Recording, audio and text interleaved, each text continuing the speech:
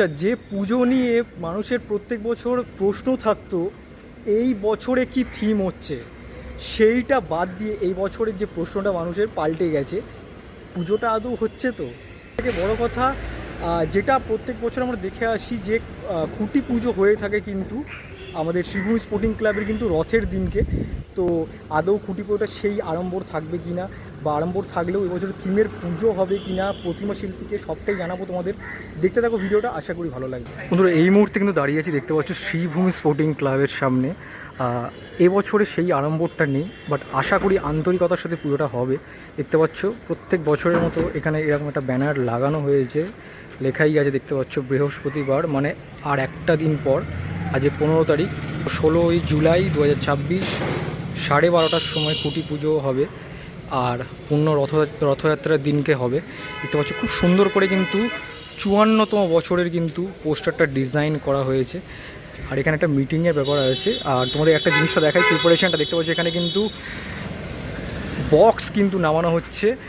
আর ভেতরে তোমাদের দেখাই, ক্লাবের একদম ভেতরে এখানে কিন্তু ডেকোরেশন চলছে সুন্দর করে। কিন্তু এই যে জগন্নাথ দেবের যে পুজোটা হয় এই বছর আশা করি হবে।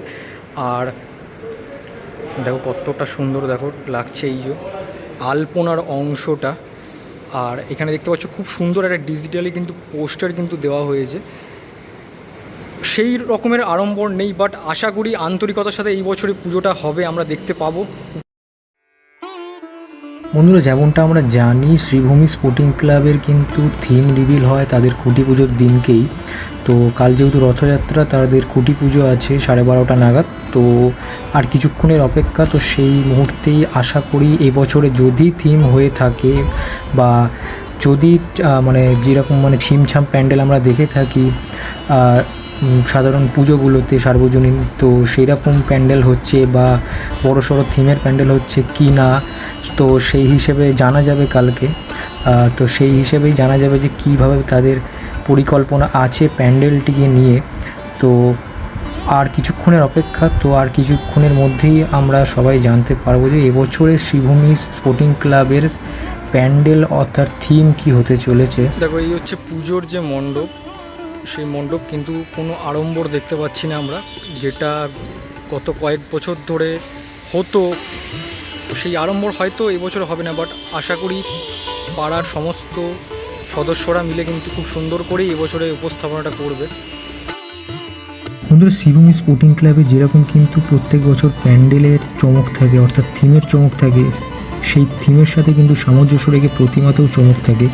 এবং আমরা সকলেই জানি এই প্রতিমা কিন্তু বেশ কয়েক বছর ধরে কিন্তু নির্মাণ করে আসছে প্রদীপ রুদ্র পাল।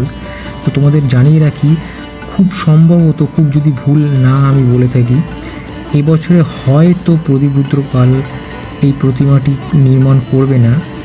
এবছরের প্রতিমা শিল্পী কে, তো সেটা দেখার জন্য কালকে অবধি ওয়েট করতে হবে। তো আশা করি যেটাই হবে সকল দর্শনার্থী কিন্তু নিরাশ হবে না। বন্ধুরা, আমরা যেমনটা জানি শ্রীভূমি স্পোর্টিং ক্লাবের কিন্তু উদ্বোধন হয় কিন্তু দেবী পক্ষেরও আগে, মানে মহালয়ের আগে। আর বিসর্জন কিন্তু হয় একদম কিন্তু দ্বাদশী পেরিয়ে যাওয়ার পর। এবছরে কিন্তু ক্লাব সদস্যদের কথা অনুযায়ী সেরকম কিছুই কিন্তু হবে না। যতটুকু জানা যাচ্ছে পঞ্চমীর আগে বা পঞ্চমীর মধ্যে কিন্তু ঠাকুর আসবে এবং কিন্তু দশমীর মধ্যে কিন্তু বিসর্জন সম্পূর্ণ হবে। মানে প্রায় 15 দিনের উপরে কিন্তু যে উৎসবটা হতো শ্রীভূমি জুড়ে, সদস্যদের কথা অনুযায়ী সেটা কিন্তু এই বছরে হচ্ছে না। কি হচ্ছে সেটা জানার জন্য কিন্তু আর কিছুক্ষণ আমাদের ওয়েট করতেই হবে। তার কারণ আর কিছুক্ষণের মধ্যেই কিন্তু আশা করি শ্রীভূমির এবছরের পুজো হবে। পুজো হলে কতটা আড়ম্বরে হবে, কিভাবে হবে, কি থিম, প্রতিমা শিল্পীকে, সব কিছুই কিন্তু উত্তর আর কিছুক্ষণের মধ্যেই হয়তো আমরা পেয়ে যাব।